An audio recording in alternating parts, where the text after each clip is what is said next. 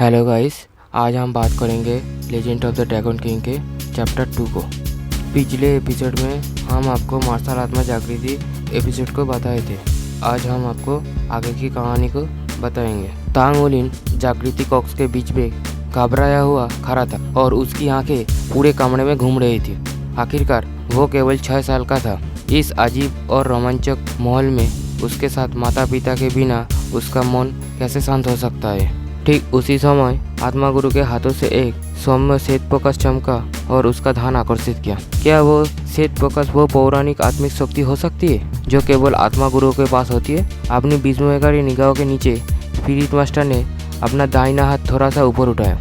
सफेद रोशनी आसमान की ओर उठने से पहले कंपन करने लगी और आतशबाजी में बदल गई। इसने जागृति कोष को अपनी चमक से रोशन कर दिया। छत से शुरू होकर दीवारों की ओर बढ़ते हुए शिलालेख की रेखाएं फोकस से भर गई। ऐसा लग रहा था जैसे उसमें एक मजबूत और पुनर्जीवित करने वाली ऊर्जा है, साथ ही उसका अपना जीवन भी है।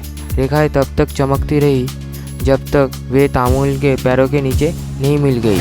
एक आरामदायक शून्य करने वाली ऊर्जा उसके पैरों से होते हुए उसके हृदय से उसके शरीर में प्रवेश कर गई। तांगोलिन का शरीर कांपने लगा और वह खुद को संभालने के लिए संघर्ष करने लगा। ऐसा लगा जैसे उसका शरीर को बिजली का झटका लग रहा हो। उसकी आंखों के सामने सब कुछ धुंधला हो गया और एक स्पष्ट छवि लगातार उसके दिमाग में टिमटिमाती रही थी। वो उसे स्पष्ट रूप से देखना चाहता था, लेकिन वो केवल उसकी बहती हुई छाया को महसूस कर सकता था। अंत में वो उसे देखने में सक्षम था, लेकिन उसे याद नहीं था कि वो क्या था। आत्मा गुरु की दृष्टि से तांगोलिन का शरीर पहले से ही फोकस में लिपटा हुआ था और बदले में अपना स्वयं का फोकस छोड़ रहा था। इस प्राचीन पारंपरिक समारोह के भीतर उसकी मार्शल आत्मा जागृति हो गई थी। तांगोलिन अचानक चिल्लाया, जिससे आत्मा मास्टर डर के मारे उछल पड़ा।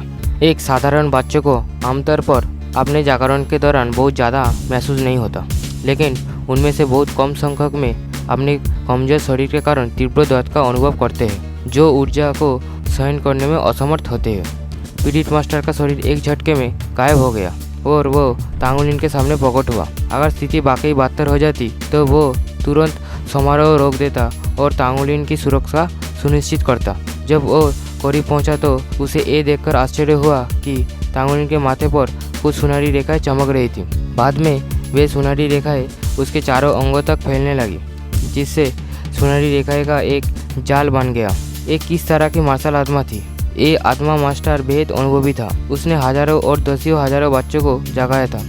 फिर भी ये पहली बार था जब उसने तांगोलिन के शरीर में होने वाली स्थिति को देखा था। तांगोलिन के शरीर से एक हल्की ऊर्जा निकल रही थी। ये ऊर्जा उसके पेट के निचले हिस्से से निकली थी, जो आत्मा की शक्ति के प्रकट होने का सबसे आम स्थान है। हालांकि ये ऊर्जा कमजोर थी, लेकिन इसका अस्तित्व निस्संदेह वास्तविक था। स्पिरिट मास्टर को सुखद आश्चर्य हुआ। ये आत्मा शक्ति वाली एक मार्शल आत्मा थी। अधिकांश समय वो कई दिनों तक समारोह का आयोजन कर सकता था, लेकिन इसे आत्मा शक्ति वाले बच्चों का सामना नहीं करना पड़ा। ऐसा लगता है कि आज का भाग्य बहुत अच्छा था। एकमात्र प्रश्न ये था, उसकी मार्शल आत्मा क्या थी? पहले की सुनहरी रेखाएं बिना किसी निशान के गायब हो चुकी थी, मानो वे कभी अस्तित्व में ही ना हो। तांगोलिन को बहुत दर्द हो रहा था क्योंकि उसकी आंखें कसकर बंद थीं। उसने धीरे से अपना दाहिना हाथ ऊपर, उसकी हथेली का खोखला हिस्सा ऊपर की ओर था और उसमें से एक हल्की नीली रोशनी निकल रही थी। उसके हाथों में एक छोटी सी हल्की नीली घास दिखाई दे रही थी, जो चुपचाप घूम रही थी और उसके हाथ में फैल रही थी। एक नाजुक और नरम झटके के साथ एक असाधारण रूप से कमजोर ऊर्जा बाहर निकल रही थी। ब्लू सिल्वर घास? स्पिरिट मास्टर की आवाज़ में एक निराशा झलक रही थी, लेकिन एक पल में ही ये फिर से विस्मय में बदल गई। उसने ब्लू सिल्वर घास सोल को पहले ही भी कई बार देखा था। ये एक बिल्कुल साधारण मार्शल सोल थी। ब्लू सिल्वर घास इतनी आम थी कि इसने पूरे डोलुओ महाद्वीप के साथ साथ स्टारडुओ फॉरेस्ट और हेवन डुओ महाद्वीप को भी कवर किया था। यहाँ तक कि रेड माउंटेन एकेडमी का जमीन भी ब्लू सिल्वर घास से ढका हुआ था। इस तरह की बेकार मार्शल सोल आत्मा शक्ति कैसे जन्म दे सकती है? कितना दर्दनाक! ऐसा लगा जैसे तांगोलिन का शरीर टुकड़े टुकड़े हो रहा हो। उसका शरीर इतना सुन्न और शिथिल हो गया कि वो लगभग सहज हो गया, क्योंकि उस कोमल ऊर्जा को उसके शरीर में डाला जाना जारी रहा। हालांकि उसके चारों अंगों की सैकड़ों हड्डियों से एक तीव्र गर्मी जल्दी ही बाहर निकल गई। गर्मी ने उसके शरीर पर कहर बरपा दिया। उसे ऐसा महसूस हुआ जैसे उसका पेट फूल गया और फाटने वाला है। इस दर्द के कारण वो सांस लेने में असमर्थ था। ऐसा लग रहा था जैसे उसका पूरा शरीर चीर दिया गया हो।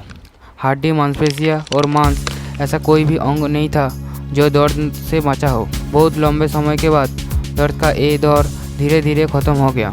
फिर उसने अपनी हथेली के खोखले हिस्से से एक गर्म धागा महसूस किया। तांगुलिन ने अपनी आंखें खोली। एक छोटी सी हल्की नीली घास, हरी भरी और रसीली, उसकी हथेली में लहरा रही थी। ब्लू सिल्वर घास। हालांकि तांगुलिन युवा था, उसे अच्छी तरह याद था कि वो उस समय क्या कर रहा था। वास्तविकता से जागने के तुरंत बाद उसने कहा, ब्लू सिल्वर घास, ये मेरी मार्शल आत्मा है। हालांकि उसने पहले कभी आत्मा जानवर का ठीक से अध्ययन नहीं किया था, फिर भी उसके पास कुछ सामान्य ज्ञान था। स्वाभाविक रूप से वो जानता था कि ब्लू सिल्वर घास एक प्रकार कचरा मार्शल आत्मा था। इसके अलावा ये उन सभी में से सबसे कचरा था।